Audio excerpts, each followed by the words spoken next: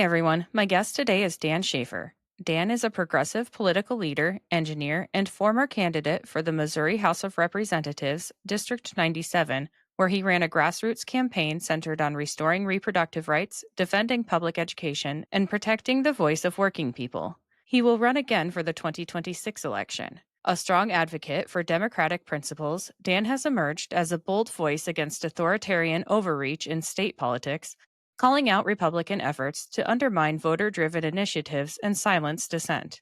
Dan brings a rare mix of practical wisdom, policy fluency, and unshakable commitment to people over power. Whether discussing union rights, economic justice, or the creeping erosion of civil liberties, he speaks with clarity, conviction, and passion. Dan is also the creator of Frontline Progressive, a newsletter that spotlights threats to democracy and uplifts community action. He previously hosted 2 podcasts and logged over 200 interviews with influential people nationwide. With a background in engineering and a passion for honest government, Dan brings substance and enthusiasm to every conversation. Welcome to the show, Dan. I want to thank you for being here today. Thank you. Yeah. It's wonderful to be here. Thank you. Yeah.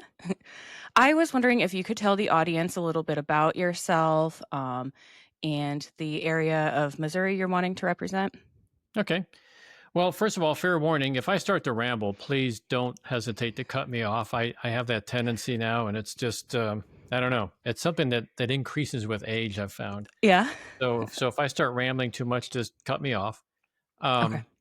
But first of all, yeah, I ran last time too. I ran in November of 24 Mhm. and didn't make it running as a Democrat, running against an incumbent Republican.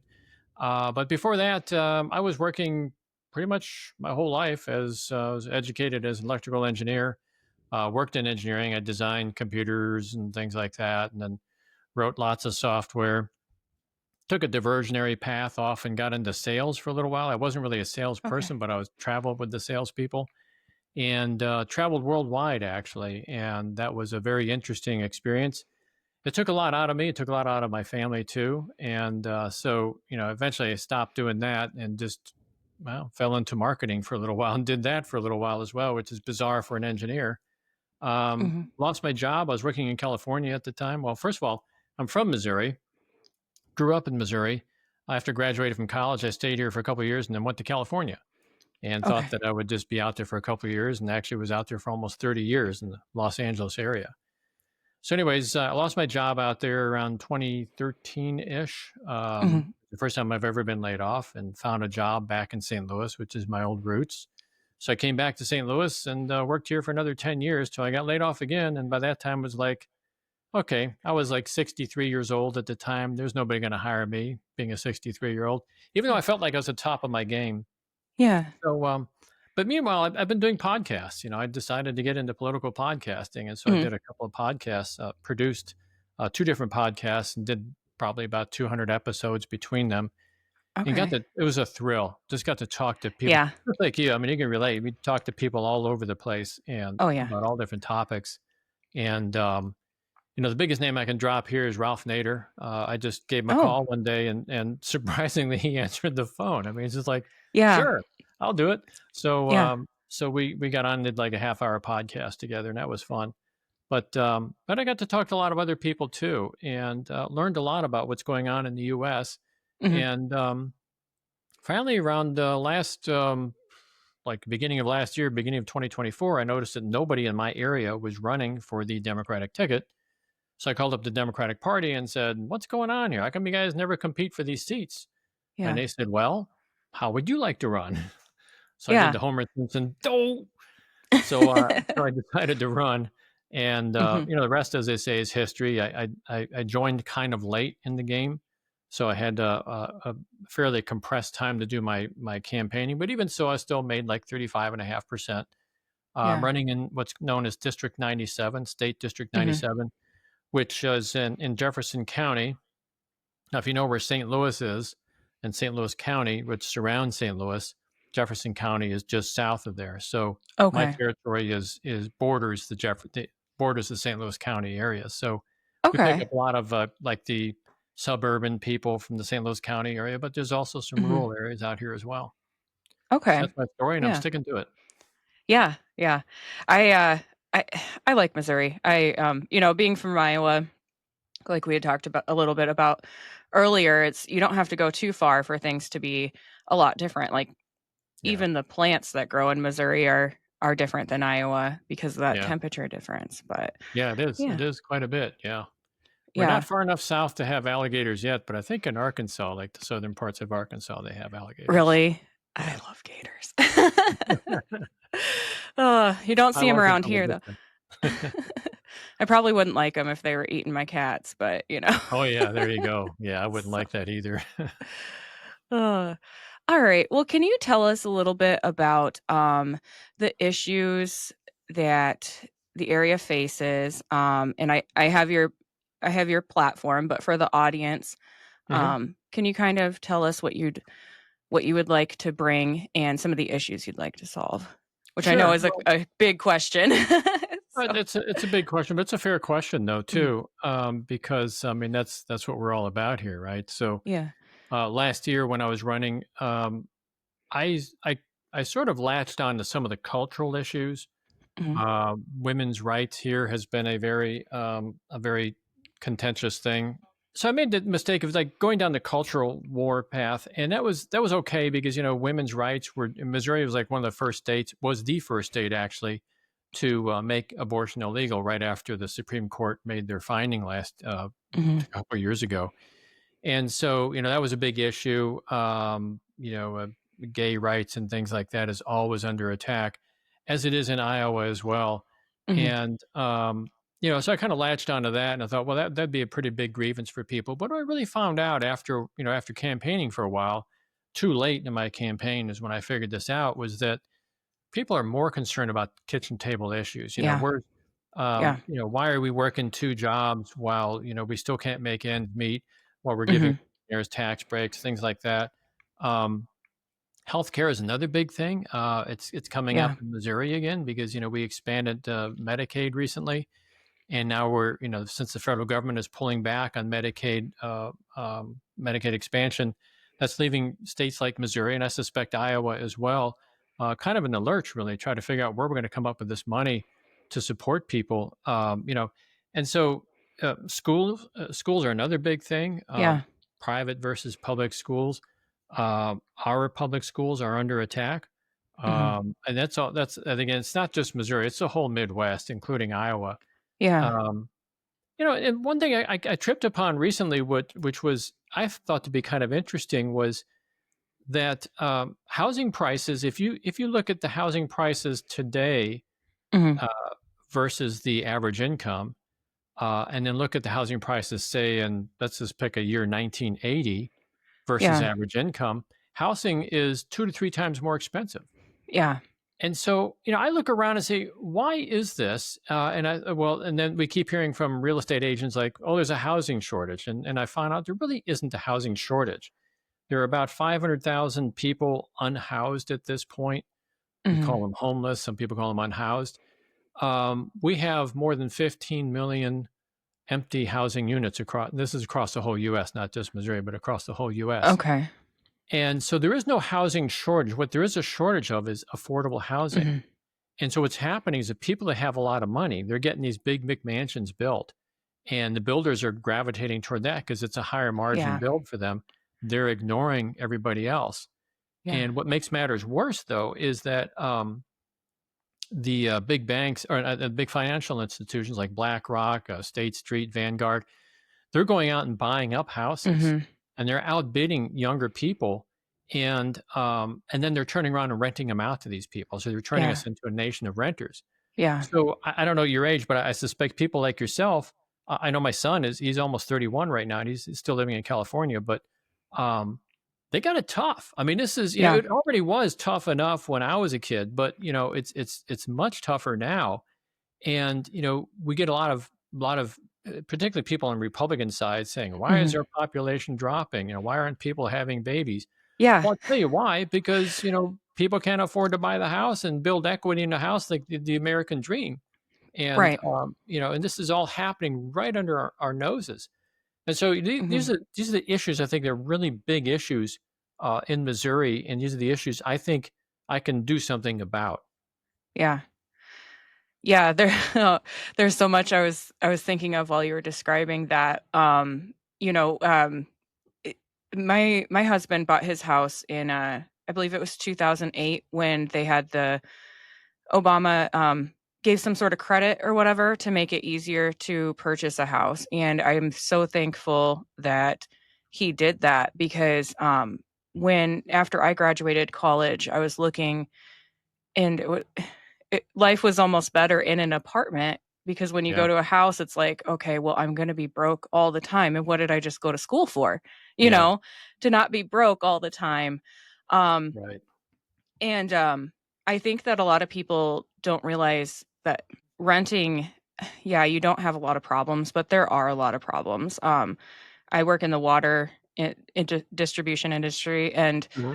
there if you have a landlord, at least in our city, and they don't pay their water bill on one building, Hmm. all of their buildings get turned off. So all of those What? people are Guilt out by of water. association. Wow. Yeah, and it's just I mean, I don't some it makes me upset when people, say like, "Oh, well, they just need to get a job. These people just need to get a job." Well, coming from a as someone from a rural area, it's you can get a job, but can Right. your job pay for your housing?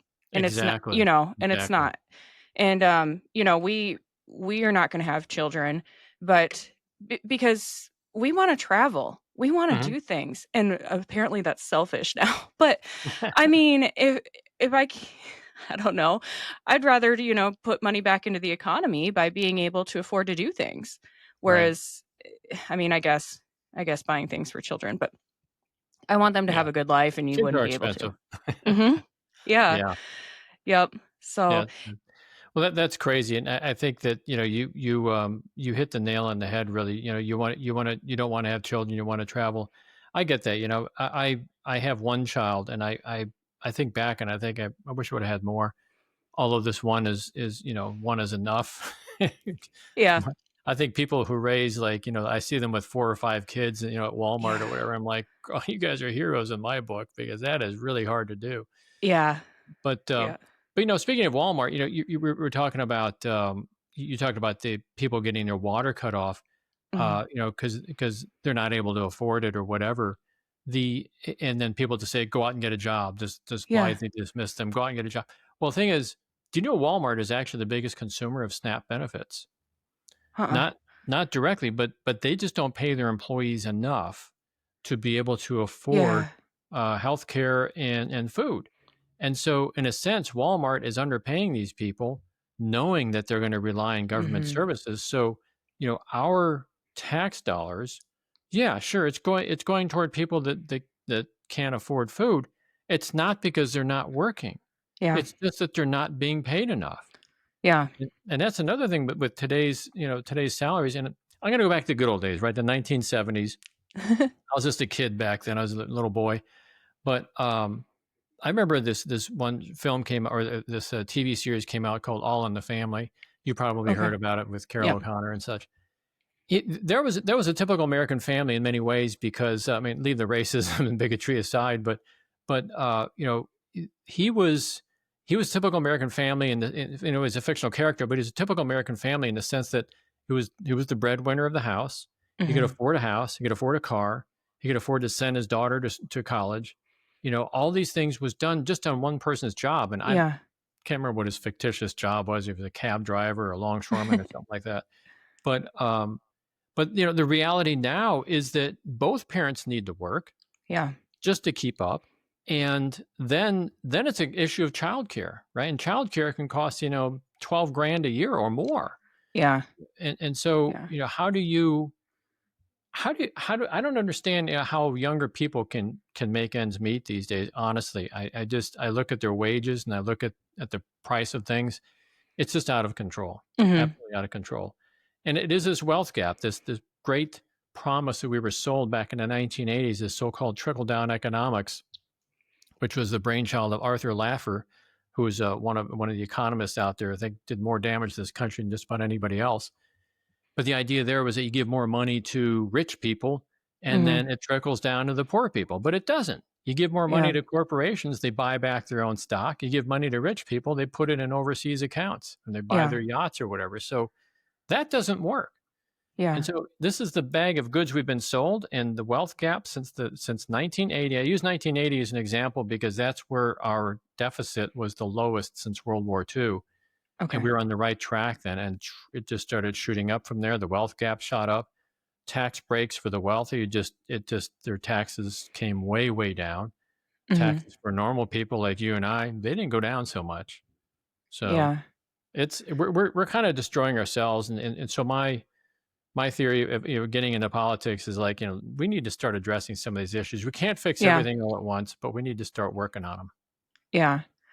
I like that your background, you have worked with a lot of people. Mhm. You had said that you were in marketing for a bit and doing some other things, and I think that that is something that a lot of politicians can't say. Sure, they've worked with other politicians. Sure, they've Right. worked with their donors. But the everyday people, I don't think a lot of politicians on either side have, are connected anymore, and Yeah. I really like term limits, because you Yeah. have to keep these people grounded, even if they, is it Florida that, like DeSantis, he can run again in 4 years, but he has to take 4 years off? Oh, I don't Is know that about that. I Yeah. believe that's how they Yeah. might do it so that Mhm. okay, well, I don't know. Last I knew, his wife was still running, and it's like, well, that's kinda not the point, but what but Byron Donalds is ahead anyways, but, some steps in place to keep politicians grounded. I think that's a huge issue, Yeah. is that politicians don't understand the what the people they're supposed to represent actually need because, Yeah. like you had said earlier, it seems like abortion was brought up and stuff, and reproductive rights are are important, and especially in Iowa and Missouri. Some of the other issues that I noticed for going to Iowa caucus and being a uh, delegate was the platforms brought forward weren't real concerns from the community. Mhm. And it's like, well, we're not changing anything then, really, because Yeah. the stuff that you're talking about isn't even anything that's in a lot of the things were like federal issues. And it's like, what?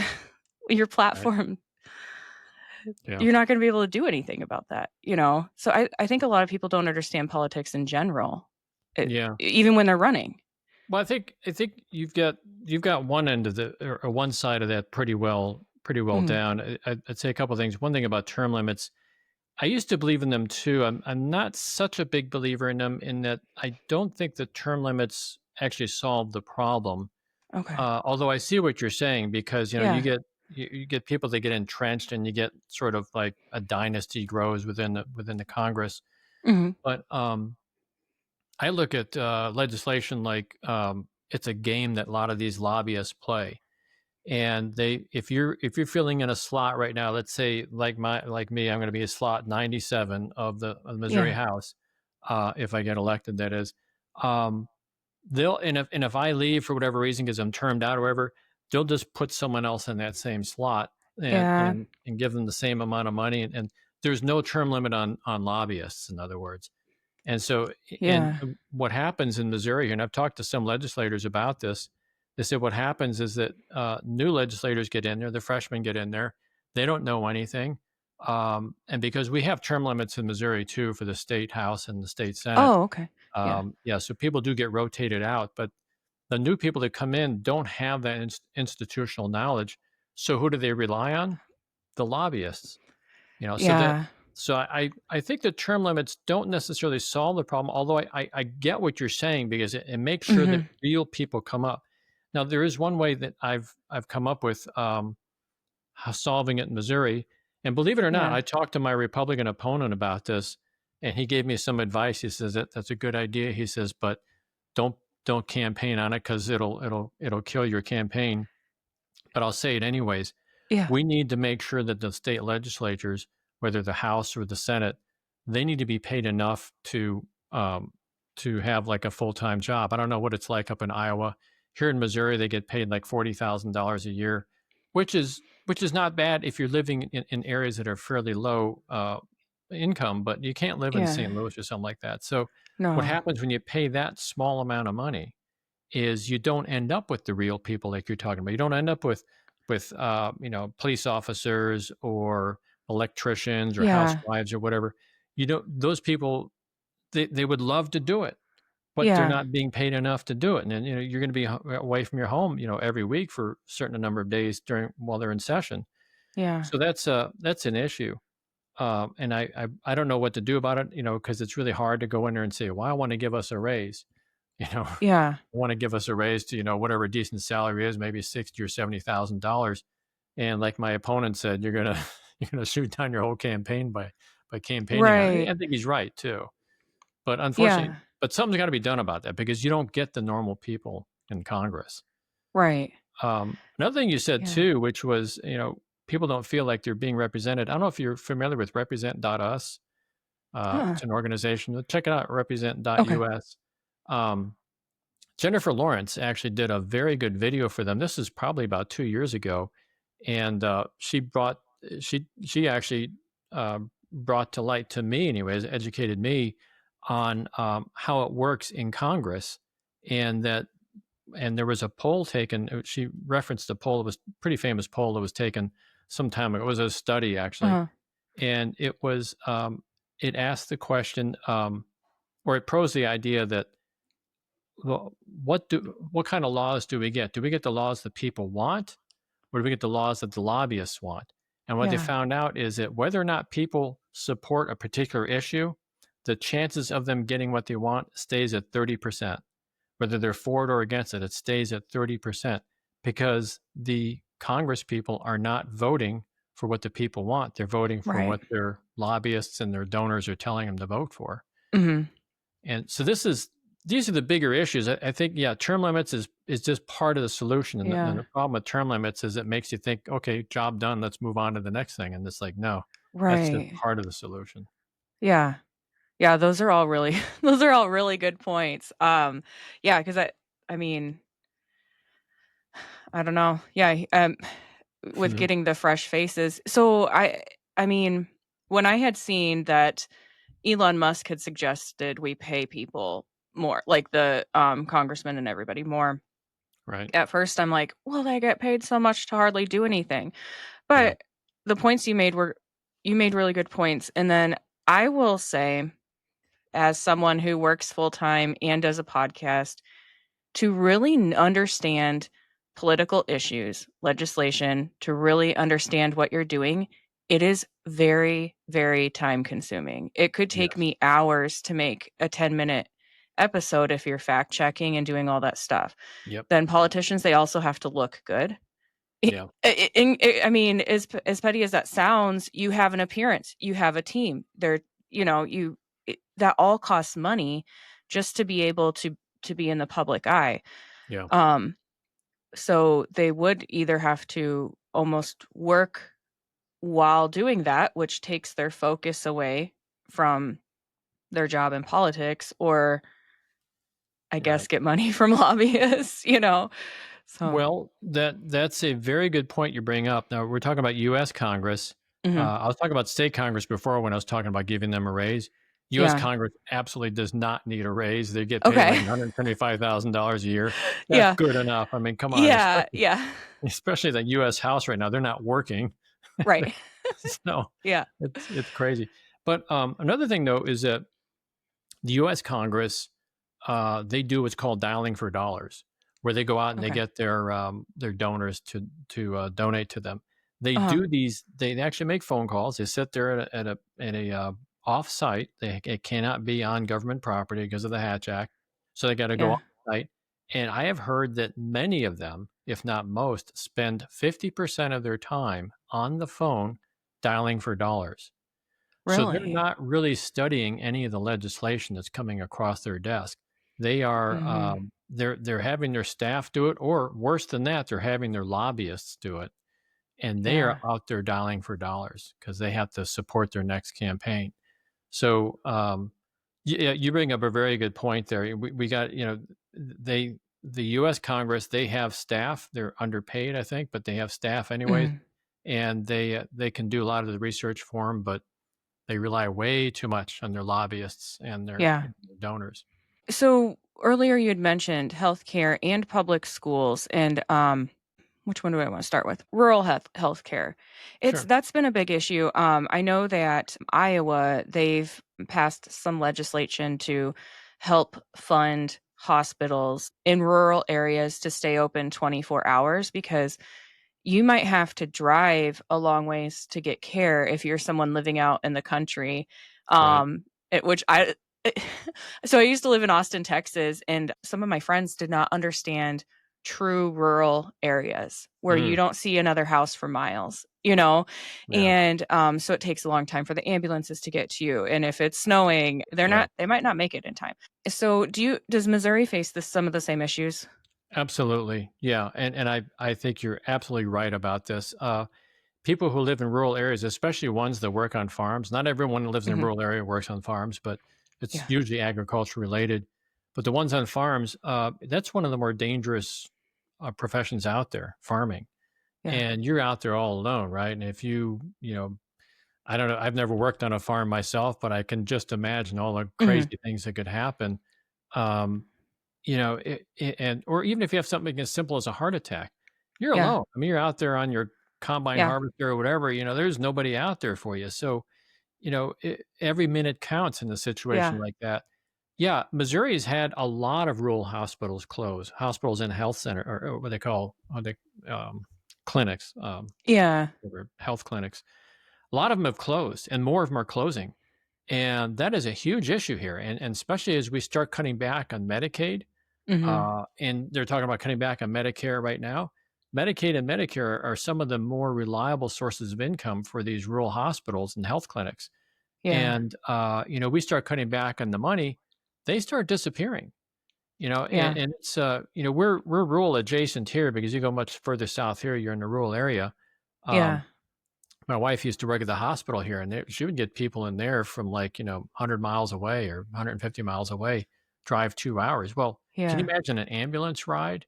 First of all, for the ambulance to get to you and then take it, you'd be dead. It's just as Yeah. simple as that. And Yeah.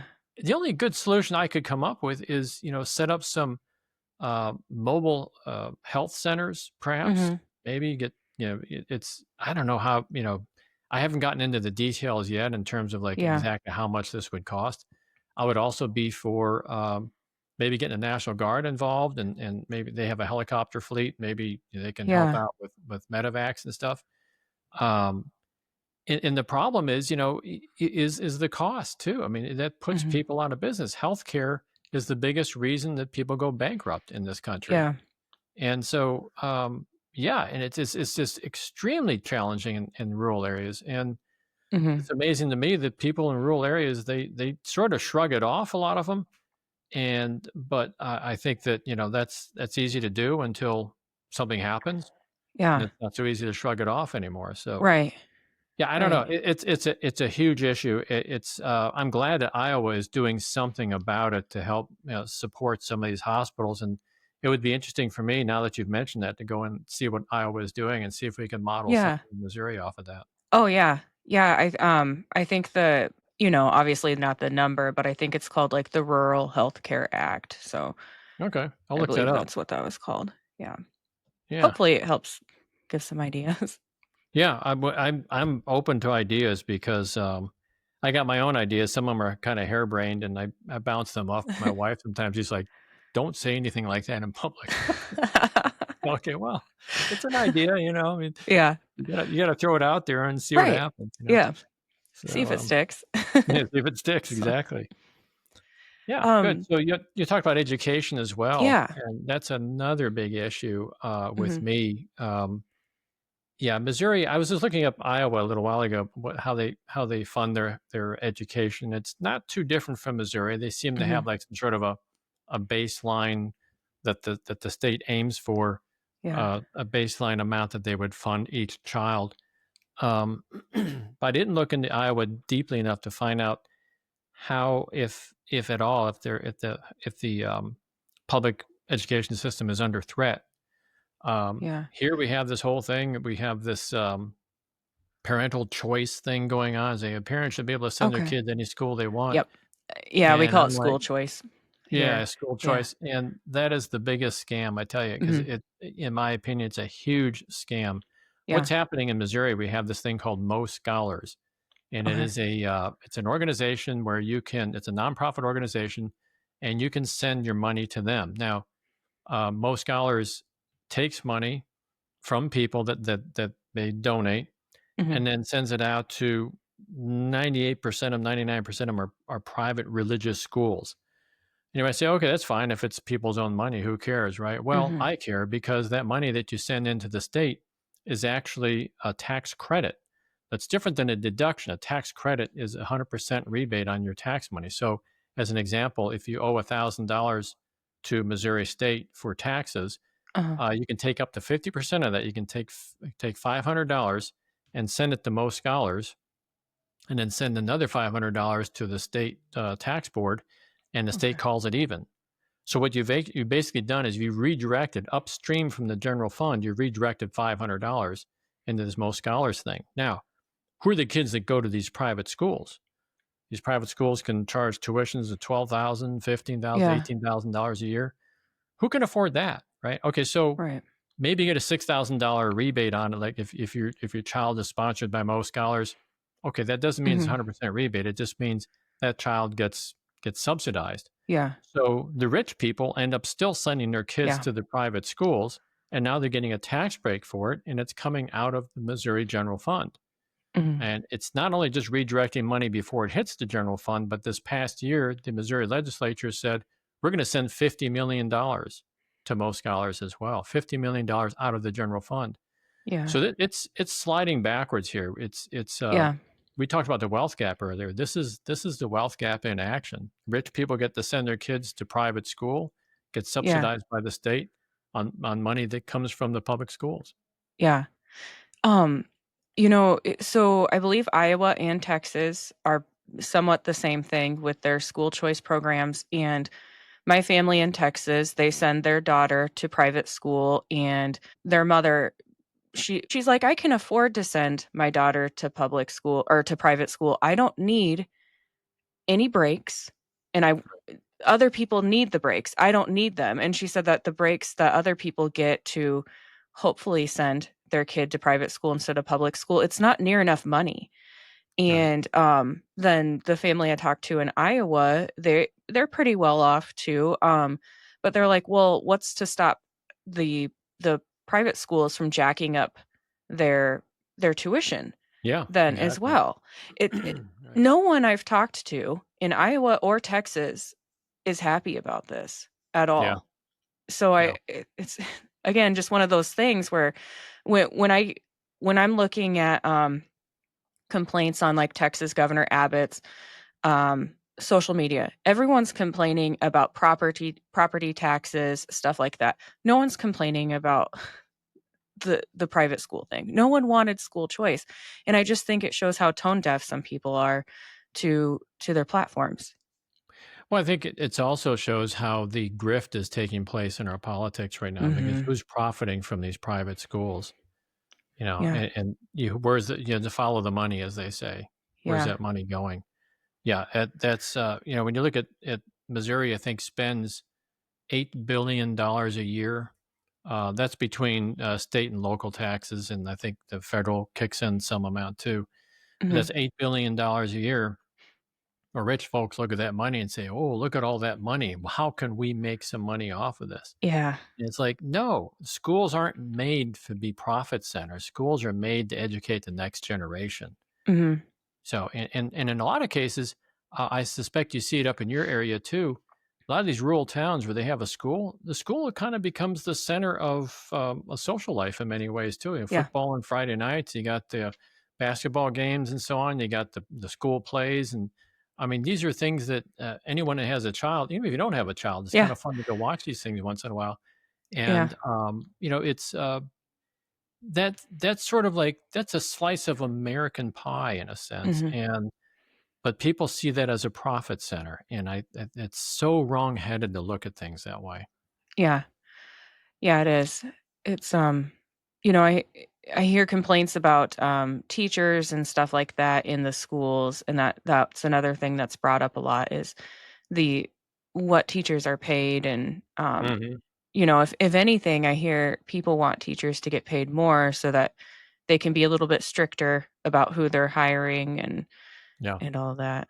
Yeah, So that's happening in Missouri. I talked to Senator Tracy McCreary. She's one of the state senators here from the St. Louis area, uh-huh. and she said that Missouri is number 50 in terms of its pay to teachers. Oh, Um, no. it's really bad. It's this funding formula that they have in Missouri. Like I said, I think it's somewhat similar to Iowa, but Mhm, Missouri, they're supposed to update it every 2 years to adjust it for inflation and other factors.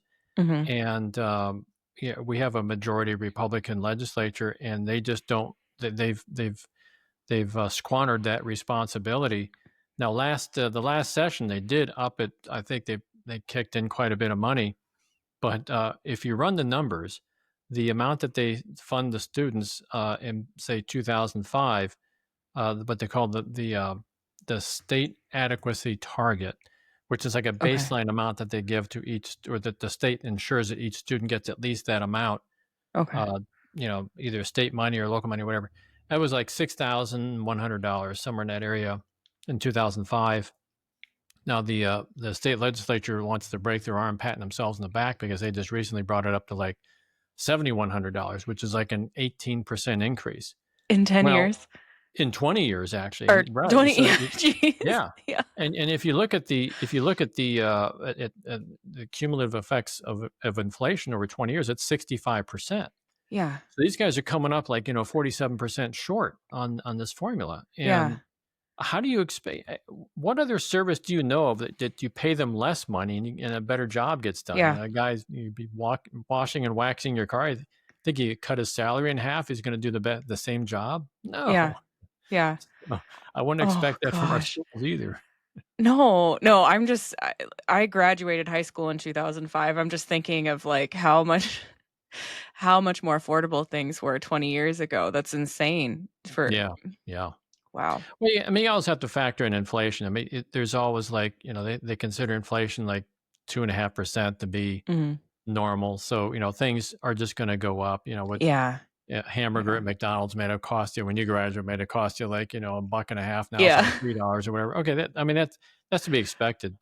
yeah. But when they don't, when it comes to people's pay, you have to also increase it two and a half Mhm. percent per year. And if you Right. don't, they're falling behind. Yeah. Sorry to interrupt. I just wanted to tell you about my sponsors real quick. Sometimes I get on a roll cleaning or gardening, and I need a boost but don't have time for a meal. Big Fork Brand's pork jerky is the perfect choice to keep my momentum, offering high protein snacks for on the go energy boosts. Not only do they offer pork jerky, but they also make pork sticks, bacon sausage, bacon hot dogs, and burger and hot dog sauces. Products come in a variety of delicious flavors, including Thai green curry and maple and brown sugar for the meat options, and gangster and Chicago fire for the sauces. I personally think the original flavor of the pork jerky hits just right after tackling a big chore. It's a little salty and very flavorful. My discount code gives you 20% off your entire order, and it's currently the best deal available. Just visit bigforkbrands.com and enter in my promo code JADE, that's JADE, at checkout. Are you looking for a gift for a music lover, or maybe some apparel to show off your quirky side? Old Glory has you covered. With over 300,000 officially licensed items covering music, sports, entertainment, and pop culture, you're guaranteed to find the perfect item. They even have seasonal gear. My husband enjoys the Beatles and Led Zeppelin apparel, and I love the Billy Idol apparel. I even found items for my fellow plant enthusiasts. This family-owned superstore is known for their quality and customer service, offers free standard shipping on all orders, and orders are shipped the same day you purchase. My discount code gives you 15% off your entire order, and it's currently the best deal available. Just visit oldglory.com and enter in my promo code JADE, that's JADE, at checkout. Looking for a game-changing way to improve your health? Zevo Life is the world's most nutrient dense whole plant, packed with over 50% plant protein, essential amino acids, fiber, and antioxidants. Harnessing the best nature has to offer, Zevo Life nourishes your body while driving your performance, vitality, and overall well being. Each serving is a concentrated source of clean, well balanced nutrition designed to support modern lifestyles, and just 1 teaspoon a day supports your gut, boosts energy, and promotes healthier skin and hair. It's no wonder that it's receiving rave 5-star reviews. Step into a healthier future with a 30% discount and a 30-day risk-free guarantee by visiting zivo.life and using my promo code. To support my show and to receive 30% off your entire order, enter in my promo code JADE, that's JADE, at checkout. So what about for those people that feel that their vote doesn't count? Good one. Yeah. I think everybody can relate to that. The gerrymandering that takes place Mhm. is pretty pretty bad. Right now in Missouri, we just the state legislature decided to re-gerrymander the district mid-decade. Yeah. I don't know. Is Iowa wrestling with that right now too? No, I'm not sure. not at Okay. all. Not even on the Okay. Well, that's radar. good because you have a majority Republicans too. I'm sure Mhm. that they're under some pressure from Trump to do that. But they did that here in Missouri, and the thing about gerrymandering, it takes away people's voice, in my opinion. And so one thing we're doing now in Missouri is we have this referendum in our Constitution. We're allowed to basically nullify any vote from the legislature, Mhm. um, by popular vote. And so we have a referendum petition going out now that's going to hopefully reverse what the legislature did and go back to the regular districts. Okay. Um, but yeah, this also goes back to the discussion I was talking about earlier with Jennifer Lawrence when she came up Mhm. with that video. No matter how we feel and no matter how we vote, it seems like things just keep going the way they're going to go, and our votes don't count. And I think a Yeah, lot of people get discouraged; they just stop voting, and it's really hard for guys like me to say, "No, no, really, your vote does count." I know. How many times can you say that before people just throw up their arms and give up altogether? And Yeah. so, we to a large degree, we have what we have because of people's voices are being not really suppressed, but just being ignored. Mhm. And we need to put an end to that. And Yeah. I don't have any specific, I don't know, specific course of action to take. But I think because it's death by a thousand cuts, and so we have to Yeah. look at all these different places where people's voices are being ignored, and fix it. Or Mhm. one thing is, well, you're probably familiar with the Citizens United decision back in I think it was 2011, where the Supreme Court basically said it's okay to have companies and rich people put as much money as they want into elections, Right. and so politicians are basically bought and paid for, Yeah. and it doesn't Mhm. matter how you vote. And that is extremely discouraging. And like I say, it's really hard for me to tell people that, your vote really does matter, but Right. it matters less than it used to. And we got to change that. Mhm. Well, So, yeah. you mentioned, like, getting your voice out there, and, um, I've noticed from experience that I if you are being mean or outrageous or, just basically rage baiting, you're gonna get 10 times more attention if you are just calmly, um, speaking, Yeah. trying to explain something, being Yeah. nice, getting to the root of the issue, and I don't know how to solve that. Social media is great in some ways, and in others, it's like you're really getting rewarded for just sitting there and typing inappropriate things all day or Yeah. immature things all day, Yeah. um, It's the most of the society we time. live in these days, isn't it? Mhm. It's, yeah. Yeah. I think, yeah, there's a lot of truth to what you say right there. Definitely a lot of truth. And it's really hard to get people to pay attention. Mhm. But there's this expression I've come up with, and I've used it quite a bit. It says, "If you have to explain it, you've lost the argument." And Yeah. it's because the reality is that um, you're busy, you work full time, you also have your podcast. Mhm. Imagine if you put, kids on top of that or something. You've got 0 Yeah. time to pay Yeah. attention to what's going on, right? And so Right. I get that too. I mean, that's the way most Yeah. people that's the way America works. But, we have to find a way to get our ideas out there. Mhm. And, my experience in marketing, we used to have what's called the 7 deadly words, and that means when you try to convey an idea, you have to condense it down to 7 words or less. Okay. And, yeah, thank God for ChatGPT because that helps a lot in doing in doing that kinda stuff. But, Yeah.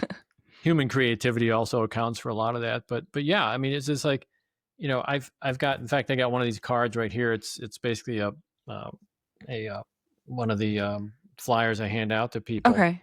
But I Yeah. worked on this quite hard to get this down to just a few words because, Yeah. you can already tell by looking at this card, it's like almost too many words on it. I was very uncomfortable with that. But, Yeah. the big thing in the front just says basically, "Missouri is rigged," and Right. so, um, okay, that boom, that should set off some alarms in some Mhm. people, even if that's the last, if they see this card and if that's the only thing they see before they throw it to the trash can, um, that's a good message for me to put out there because it's gonna Yeah. intrigue them and say, "Well, how is it rigged? What are you Right. doing about it?" Yeah. So, but yeah, you're absolutely right.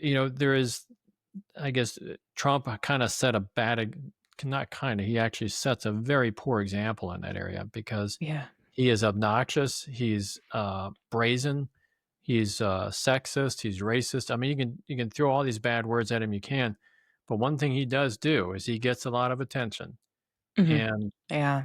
that's what sells, and that's a sort of a sad statement of today's, society, but Yeah. we just have to work with that somehow or another. Right. Sometimes it's funny, but then other times it's like our president is really embarrassing right now. Oh, yeah. Like and sometimes I wonder if it's to instigate stuff, but it's like, that's why people didn't, some people didn't vote for you because of the way you Mhm. behave online. Yeah. So it's I don't know, but like you said, he still gets rewarded with attention by doing it, unfortunately. Yeah. So Any publicity is good publicity, but I think that one of the things I'm starting to see is that people are starting to get tired of it. yeah, They are really absolutely. starting to it's wearing us down, Mhm. and, I appear a lot on, well, not a lot, but I talk on a lot of podcasts. I've also been on conservative talk radio here in St. Louis a couple Uh-huh. times, and, they throw all that stuff at me, and I Yeah. have to not only defend myself, but also go on offense, Yeah. and, it's a really difficult thing to do, but, yeah, it's the reality that we live in these days. It's you got to be able to tell a good story. You got to be able to get the word out there quickly, Uh-huh. and yeah, you got to get yourself lodged in people's minds, and that's Yeah. difficult to do. Yeah, I like your card that you have. So do you hand those out to people and or go door to door or Both. Actually, I just had these made. They're about a week old right now, okay. and so I just I had some feedback from some friends, and just went in and just did a whole bunch of stuff. Yeah. Um, Made it nice hot yellow like that so that it Yeah. sort of brightens up the day a little bit. But, Yeah.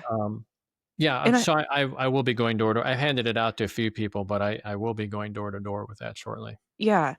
We I had someone in Iowa actually go door to door. We were out doing yard work and I hadn't heard of him before, and he Mhm. gave me some of his information, and it wasn't as nice as your card, but it was enough for me to think, "I wanna look more into this person." He actually took the time to come shake my hand, introduce himself. It Yeah. wasn't the nicest day out, so it really Mhm. does make an impression when you can do things in person like that, I Yeah, think. don't ever underestimate, knocking on doors, and I make lots of phone calls too, just cold calling people and, get into some really good conversations with them, and yeah, you're right. You're absolutely right. People appreciate that. Yeah.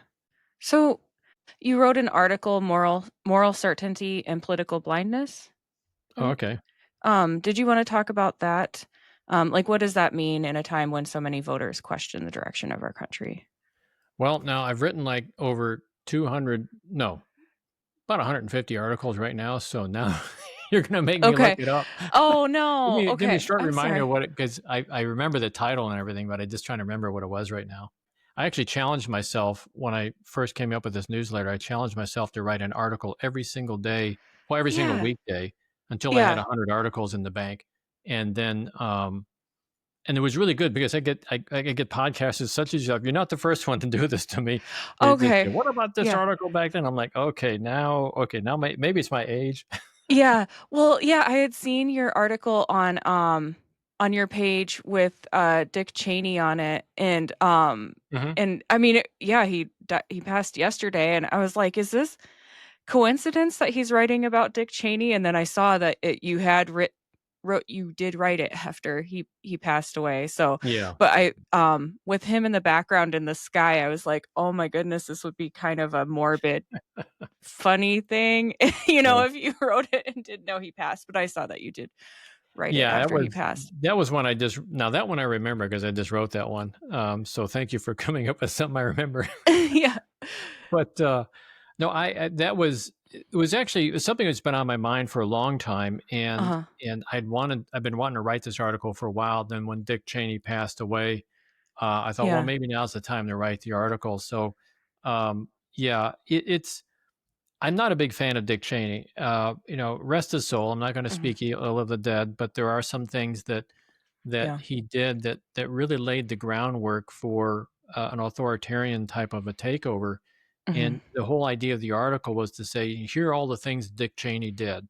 He basically his big thing was to provide more power for the executive, more Yeah. political power for him, and unchecked power at that. And, okay, so maybe he was frustrated because he came out of the Watergate experience and so on and thought, this is unacceptable. Congress has too much power, et Yeah. cetera. So he opened up that door, but, Trump just walked right through it. And I don't think that Dick Cheney actually, he has a conscience. It's buried pretty deep. I mean, some of the things he did Mhm. back in the early 2000s is unforgivable, but, um, I think he realized, later on in life that these doors that he opened up were traversed by a person he never really counted on being there. Mm. I think he was counting on some sort of benevolent dictator or benevolent ruler of some sort. And Yeah. Trump is not benevolent by any stretch of the imagination. So he's going to take advantage of everything that Dick Cheney brought up to him. So, Yeah. and that was sort of the thrust of the article right there. It was just, coming up with examples after examples about how that worked and how that's continuing to work. But in the end, I sort of compared it to Frankenstein's monster. I don't know if Yeah. you're familiar with the story of Frankenstein, but Yeah. he was basically the scientist, right? And he created this monster in his lab, and it escapes his lab, and it wreaks Yeah. havoc in a local village. And so that's where I think Dick Cheney was in his final days. And um, did he personally regret it? I don't know, but it was interesting that he did advocate for Kamala Harris to be president because I think he Yeah. finally began to realize, this stuff is pretty serious. So, Yeah. What do you think people often misunderstand about politics in rural or red areas like Jefferson County? oh wow, that's a big question. Lots of answers to that. I know, Uh, so and I kinda bounce around, so I'm yeah. sorry about Oh no, that. I'm it's like, good. well, I like to You get you're the best challenging me. Yeah. questions. It's a good challenge. It's a good challenge. Yeah, yeah, I think a lot of people miss a lot of things. First of all, I'll pick on the Democrats because I think that's a I could pick on Republicans, but I'd just be beating the same drum again. But I'm going to pick on Democrats for a while because I think that they dropped the ball in many ways. Oh, Um, they're players. They're on the take like just just like the Republicans are. They're answering to their donors. Not all of them, and not all mhm, Republicans are that way either, but a majority of them are. yeah, And it can really be seen. People talk about Barack Obama and they just kind of praise the ground he walks on. I don't. I think Barack Obama was. I don't think he was intentionally corrupt, but yeah, he let a lot of corruption occur underneath him. Um, who was it? Eric Holder was his attorney general at the time. And I don't know if you remember this, but the 2008 financial crisis comes up. Mhm. It was really due to over speculation and misrepresentation of these of mortgages, and the Okay. whole thing just collapsed, right? So what happens with this TARP money that was supposed to bail out people? Well, one good thing Obama did, I think he helped some automobile companies recover, and that Oh, money was yeah. loaned to automobile companies, so that was good. Yeah. But basically, he bailed out Wall Street and Mhm. ignored Main Street. And that was an unforgivable sin. I think that was the Yeah. one thing that a lot of people didn't forgive him for, because Yeah. what Wall Street did is they turned around and they foreclosed on Main Street, Yeah. and and, who was that? Mnuchin, Steve Mnuchin, who was on Trump's team, and the first time around, he was out in California. He was known as the foreclosure king out there. His Okay. One West Bank was made by just buying some of these distressed properties. I don't know how much he paid on the dollar, but probably just pennies on the dollar. Mhm. And then he rewrote, kicked people out of their homes, foreclosed on their homes, and then turned around and resold these homes. Um, then Eric Holder, who used to work for, he was the attorney general at the time. Uh, Prior to being attorney general, he worked for a lawyer's firm. I can't remember the name of it. Covington and Baring, I think it was. Um, okay. and the that law firm was defended a lot of these big banks, provided a lot of cover for these big banks that were in the middle of this foreclosure. Uh, And when Eric Holder retired, I think it was 2015, shortly before the election in 2016, he retired. He goes back to the same companies and defends the very companies that were responsible for the foreclosures. mhm. Meanwhile, he was the one that said, uh, it's uh, it's too big to ignore. Financial institutions are too big to, um, well, basically, he didn't want to prosecute anybody because they're too Yeah. big to fail. That was his excuse. Okay. Right. And I just then he was subpoenaed by Congress and he refused to show up. This all this stuff happened under Obama, and I'm like, Yeah. what is Obama doing? Is he really Yeah. advocating for the people? Then Yeah. another thing that, in 2016 during the convention, Michelle Obama gives this speech and says, "When they go low, we go high." It was a horrible piece of advice because that basically told everybody that, well, if you don't see things our way, we're on the high road and you're on the low road, Yeah. and that Yeah. really incensed a lot of people. So, I'm really I can see where people are coming from, and I think that Mhm. their grievances with the Democratic Party are very valid, and we do have to Yeah. clean it up. And right now, yesterday we had that big election, in New Jersey and Yeah. Virginia and so on. Democrats swept up pretty well, but that's not because the Democrats are the good guys. It's just because they aren't the bad guys. That's what I'm Yeah. thinking. So Yeah. it's the Democrats. If they don't clean up their act, they're still not going to get any major seats in the next election. Right. That's what I'm so I vote both ways, and, I try to stay grounded in what I try not to get caught up in anything, and it can be kinda heartbreaking just to Yeah. see to actually recognize the flaws in both parties, Hmm. and I do see some issues for the Democrat Party moving forward. I see a lot of infighting in the Republican Party, so I guess my, whole outlook on the future isn't very great right now, Hmm. but, but yeah, I really wish that both sides could stop with the name calling, the rhetoric, stuff like that, and I think Yeah. that both parties would be doing better if they could stop with that, Yeah. and, yeah, it's I don't I know, absolutely it's, agree. I wish we could get to that. And I think we are eventually going to get to that. My approach to local politics here, anyways, is to get close to the Republicans, even yeah, though I'm a Democrat. I go yeah, to a lot of their events. There's a guy, Phil Amato, who is a Republican. He's going to okay, run. He's the incumbent, going to run for one of the districts here, mhm, one of the state representative districts. I know Yeah. him personally, and I will be going to his kickoff. I went to a Yeah. kickoff of several of them. Um, Yeah. I've met with my counterparts in the Republican Party. Even when I Yeah. was actively running against one of them, we would still meet. Um, and now my Republican opponent is going to have a primary opponent. Yeah. So I've gotten pretty close to his primary opponent. Both of them are named Dave, which makes things confusing. Yeah. Um, but I get together with him pretty often. We not only run into each other, we've also had lunch together, and we talk over the issues. And just like you Yeah. say, we're talking over the issues. And this other Dave, the one that's running the primary, um, we were talking. It was about 2 or 3 weeks ago. We had a lengthy discussion. We Mhm. started talking about all the places we agree, and I'm like, I'm Yeah. like Yeah. Dave, why are we on the opposite side of these Yeah.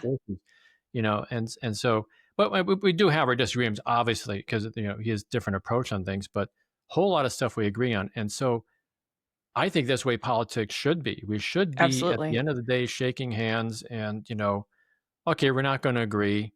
Yeah. Um, if we're going to get in a fight, okay, we'll punch each other in the nose once or twice, and then we'll come out as friends, and have a beer or Yeah. something. That's the way it should work. Yeah. Yeah, I've been so happy with John Fetterman lately trying to when the Trump administration came in, he made it a point to talk with everybody right away, meet with them, and I'm afraid he's gonna get ousted because he's going against the grain, and, it it and I hate to see that, just the same as I hate to see Republicans, attack Rand Paul and Thomas Massie. If they're going with what they think is right, or like John Fetterman's trying to work with people on the opposite aisle, that's exactly what we want, and, too the other thing I notice when people are running for a position is they think that I don't know, I guess I want both candidates to be good people. That way Mhm. you're that c because it's the country.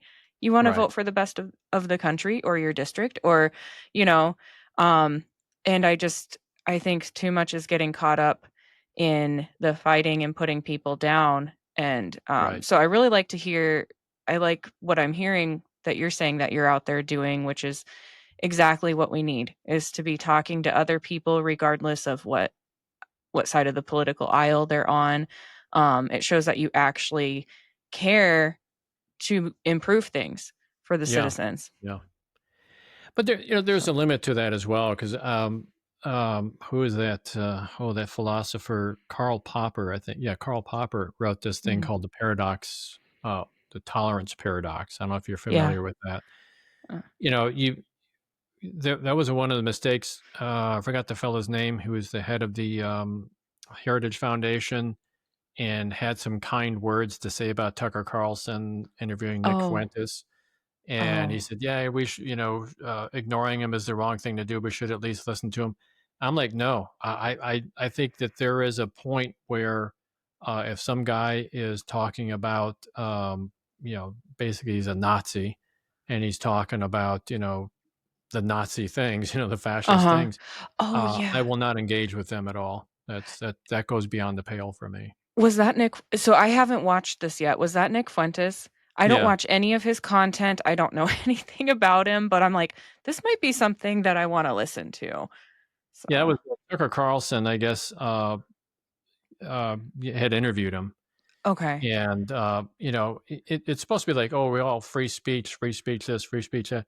But the thing about Karl Popper's tolerance paradox, he basically said, "A society that tolerates the intolerant will eventually become intolerant." Yeah. And so Yeah.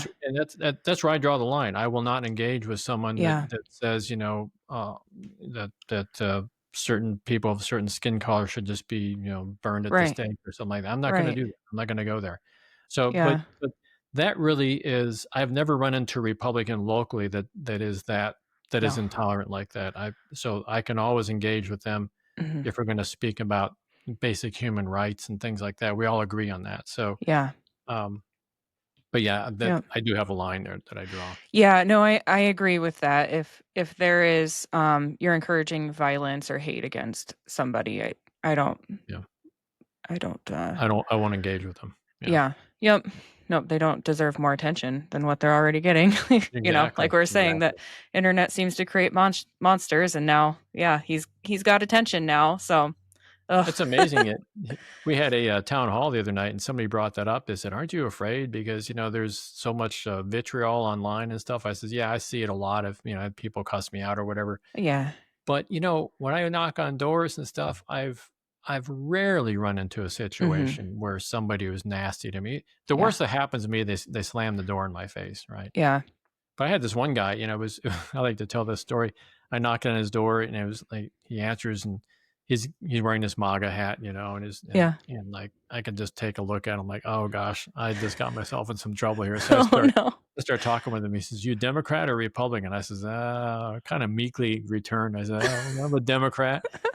And I look at him, he looks at me, I said, "You're not gonna pull out your shotgun and shoot me, are you?" He just started laughing. He's, "No, no, no." He says, "But, you're probably not gonna do much good here." I said, "Okay, thanks, I'm out." But, Yeah. um, but that's kind of the worst thing I run into. But Yeah. online, it's a lot of vitriol because people think Mhm. they're anonymous, Yeah. and then the ogre inside them comes out, but, Yeah. people aren't as anonymous as they think they are, so Right. Right. if you really wanna find out who someone is, you can find out who they are. Oh, yeah. Yeah. So oh, sounds good. Is there any other, message you wanna drive home or anything else you want the audience to know? No, just the website is danformo.com. That's the number 4. MO is the Missouri Mhm. abbreviation. I don't know how they came up with MO, but I guess it was already taken with Montana or something. Oh, Um, yeah. but no, it's danformo.com. And from there, there's a bunch of links at the bottom of the page. You can go off to the newsletter, frontlineprogressive.com, Yeah. TikTok, Okay. Facebook, etc. So it's a good jump off point. And if people want to donate, that's always appreciated as well. Yeah, sounds good. I will make sure to put the link in the show notes and on, Okay. all the social media stuff. Yeah, I was kind of hoping we could talk a little bit more about what's going on up in Iowa because there's some challenges going on up there that Yeah. you guys are wrestling with concentrated animal feeding operations up there, and you're involved in the water industry. I noticed. Yeah. So that is that is one of the things that the water in Iowa is. I don't know, maybe you know more about it than I do, but I've heard that you can't really drink any water coming out of the ground, any wells in Iowa anymore because of Yeah. So, agricultural runoff is one of the largest water pollutants, and obviously we're an agricultural state. Luckily, the water in the system that I work with is all groundwater from confined aquifers. So it's Mhm. actually for our state, it's actually the best water in the state. Okay. However, other systems pull from rivers and they're getting that agricultural runoff and Yeah. they have so much more to do with it as far as making that water safe to drink. Um, Mhm.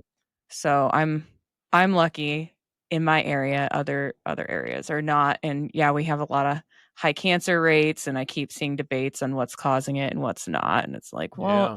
hard for me to believe it's not the runoff into Oh, the, yeah. Yeah. yeah, There's 25 million hogs in Iowa, yeah, and hogs produce, so much more waste than people do, and that all yeah, that waste is unregulated, it's just they yeah, dump it on farmers' fields or whatever, and it's like, "Oh, it makes great fertilizer." Yeah, but it also pollutes the aquifer, so mhm, That yeah, those are real big issues up there, and the reason why I bring that up is because it's gonna start happening in Missouri pretty yeah, soon. We have these CAFOs, the concentrated animal feeding operations. mhm, They're trying to make their inroads into Missouri here, and, I always point to Iowa and say, "Look at what's happening up in Iowa there." yeah, That's a lesson to be learned up there. yeah, yeah, and it's, so I went to school for environmental science too, so it's like, okay, I'm surrounded by farmers. I have family who are farmers, and so I'm trying to explain to them they're not huge operations by any means. So it's really a lot of this doesn't apply to them, but it's like, well,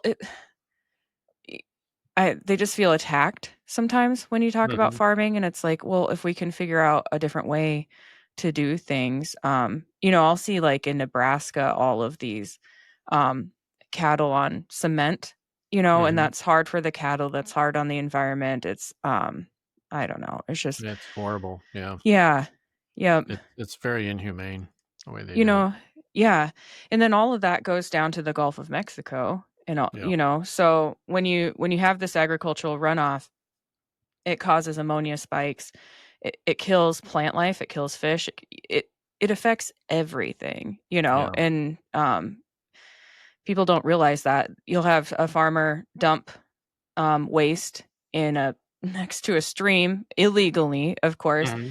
and then you have a giant fish kill, and it's like, okay, I mean, it affects everything. Soil erosion with the chemicals, it's, Yeah, yeah, yeah. it needs addressed. They're doing stuff like that in Missouri now. They passed a law some time ago that said that these CAFOs need to have certain setbacks from streams, and certain, need to be like, they can't dump their waste like within 50 feet of a house. I'm Uh-huh. like, 50 feet, that's nothing, No. right? And so all that stuff just leaches into the aquifers. But the one thing that they did with this law was they said no county in Missouri will come up with any laws that are more strict than the ones we came up with. So you can't regulate. The counties Yeah. have lost the ability to regulate these things, and the county health departments are, their hands are tied. Yeah. Yeah. It's a horrible situation because, you want to take care of the land.